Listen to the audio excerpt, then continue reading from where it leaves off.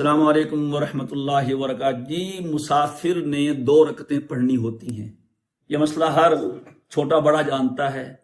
ہمارے ایک ساتھی ہیں، جامعہ کے فاضل ہیں، وہ موٹر وے کی ایک مسجد میں امام خطیب ہیں۔ وہ بتا رہے تھے کہ یہاں اچھے خاصے پڑھے لکھے ڈاکٹر، وکیل وغیرہ وغیرہ آتے ہیں اور جماعت ہو رہی ہوتی ہے، اپنی 2 رکعتیں پڑھ کے چلے جاتے ہیں امام کے پیچھے ہی، مقیم امام کے پیچھے ہی۔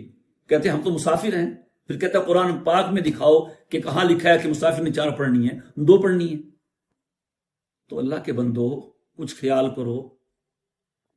کرو۔ جہاں یہ ہے کہ مسافر نے 2 پڑھنی ہے، وہاں یہ مسئلہ مسلمہ ہے، پوری امت کا اس پہ اجماع ہے۔ صحابہ اور حضور سے یہ طریقہ جاری ہے کہ اگر امام مسافر ہے وہ 2 پڑھ کے سلام پھیر دے گا، اور مسافر بھی سلام پھیر دیں گے، اور مقیم اپنی 4 پوری کریں گے۔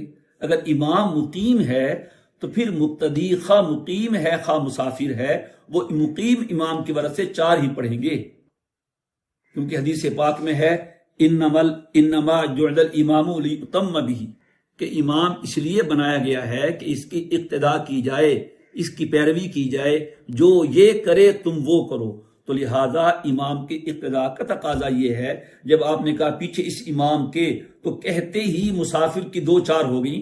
تو لہٰذا یہ تمام مسافرین جو سفر کرتے ہیں سفر شرعی، اس مسئلے کو ذہن میں بٹھا لیں کہ جب آپ نے 2 تب پڑھنی ہے جب آپ اپنی الگ سے نماز پڑھیں یا آپ خود امام بن کے جماعت کرائیں۔